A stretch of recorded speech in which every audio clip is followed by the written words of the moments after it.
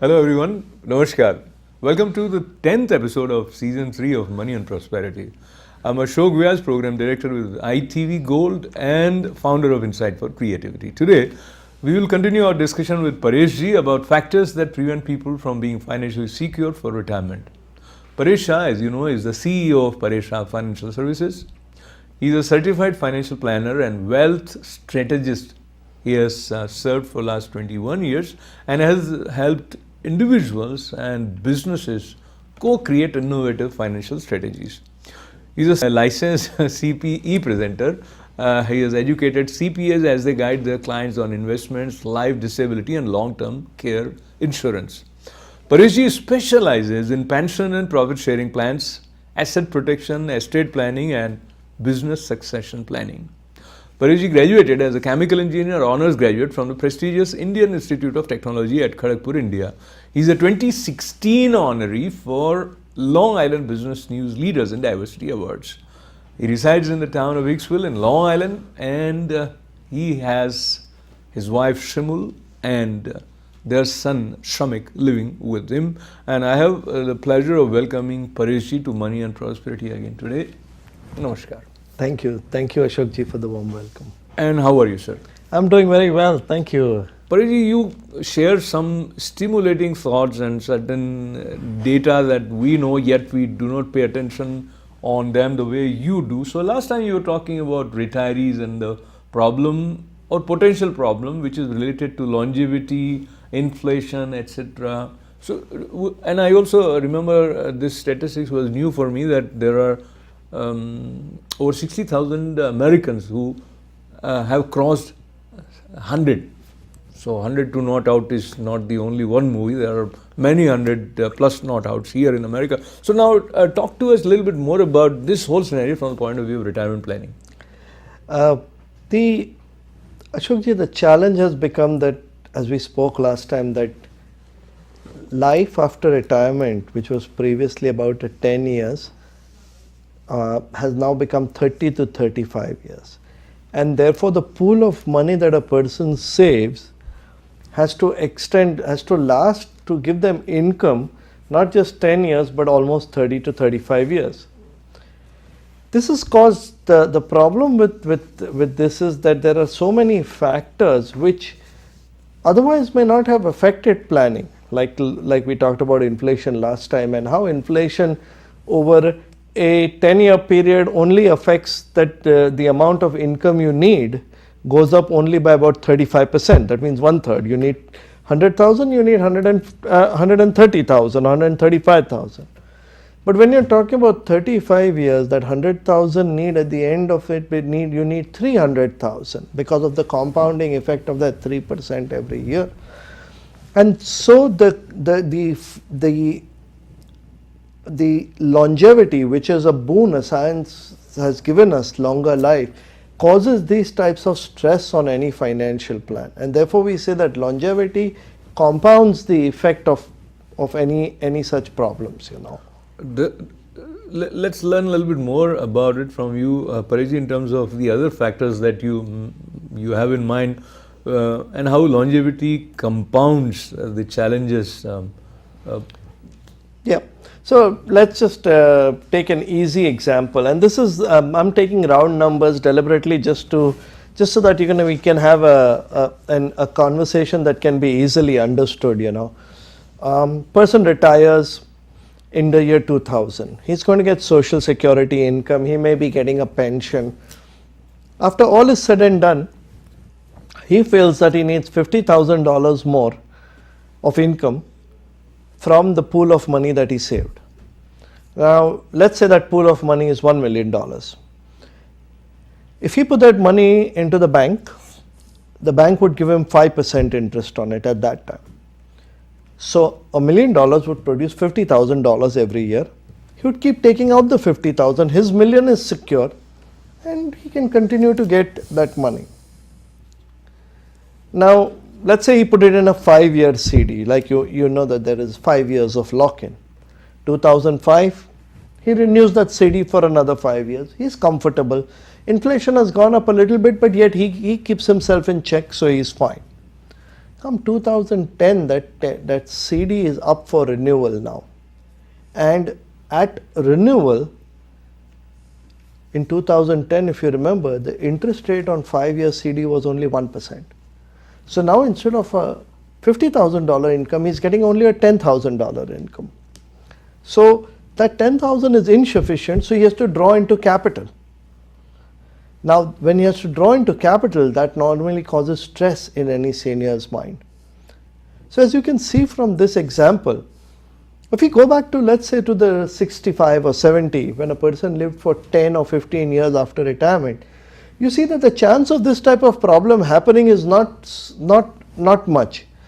Even after 10 years of getting 5%, let's say that person retired at 65 and he's 75, even if he draws a little into principal, he's not worried because end of life is near. But now with end of life appearing at 95 and him having to draw into principal, he gets worried. So longevity has caused the effect of the interest rate changes to affect the lives of seniors. These factors which were never coming into play are now coming more and more into play when we are doing retirement planning. But what you have described just now, this scenario looks like there is no way to overcome this potential crunch of finances when you need them. So stock market, earlier also you talked about it a little bit. Stock market risk, how one can overcome it in terms of financial planning, something on those lines, if there are some tips or safeguards that may protect people. Yeah. So, Ashokji, as we have known that normally the investments in the stock market produce higher return than those in the fixed income market or in banks, etc. So now, if you take that factor into account, now you find that, well, seniors normally would like security and peace of mind, and so they do not invest in the stock market. But now they are faced with a new problem. The new problem is that they need more income in order to be able to sustain that rate of return or that income in retirement. So they are forced to, and at times tempted to, go towards the investment of the stock market. Now, stock market, as you know, is volatile. That means that the prices go up, prices come down, and it doesn't mean that the returns are steady. So that can have a very negative effect on any investment. Now, one might say that, well, over a long period of time, the stock market averages itself out and you get 7 to 8% return. But that may not be necessarily the case for a senior's portfolio. And I'm going to take a bit of a mathematical example. It's a little complex, but I would really like to run it so that this concept of why stock market investment is a very difficult way to plan for retirement and how longevity creates these issues is explained to our viewers. Let us say somebody has $100,000, okay, and he invests in the stock market $100,000. Let's say the stock market gives in first year 8% return, and he needs 8%, so he takes out the 80,000. Now in second year, if it again gives 8%, he'll again take out 80,000. So he might think that he's able to take out 80,000 every year. But now, let us see what really happens. It really happens is that in the first year, the market might give 12%. So he'll go to 112,000. He'll take out his 8,000. The market is at 104. His account is at 104,000. Now let's say he gets 4%. He's back to 108 and he takes out his 8,000. He's fine. But if the reverse happens, that means let's say in first year it's minus 12%. 100 becomes 88. He takes out his 8,000 because he needs that. Right. Now the balance is only $80,000. Even if he gets 20% return, he does not hit back to 100%. He needs a 25% return to get back to 100. Now I know these numbers are a little complex, Ashokji, but having said that, it's just very important to understand that the sequence of returns can really affect retirement, and therefore investment in the stock market. I'm very impatient right now because what you're saying it somehow trickles down and gives the impression that it is likely to happen.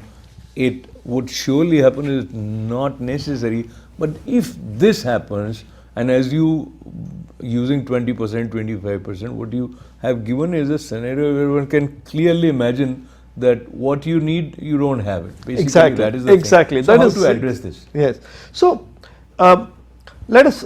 I can give you a simple example. A simple example may be that maybe you divide the money across several different instruments. You take a person's money and you create an overall global plan. That is what we do as financial planners. And in that we divide the money over some investments which are these high rates of income investments. Then we can do some investments which are low risk, like the ones in the bank, etc. So let us say that the stock market comes down, then you remove from these fixed income investments. But if it's up, you can remove from there. That way you can have a balancing done each year and select where you want to remove the money from. That is the goal. You form one base of fixed guaranteed income, and then you form some additional extra superlative returns based on the stock market. That is the best way to probably do it. But again, each case is individual. We as planners will go to every client individually, assess what they require, and try to come up with the best possible numbers. So the best possible number is needed, and in order for me to share with you the best possible number, the number where you can reach financial professional Paresh Shah is 516-268-3446. Am I right? So on that right note, wishing all the right things to happen for you.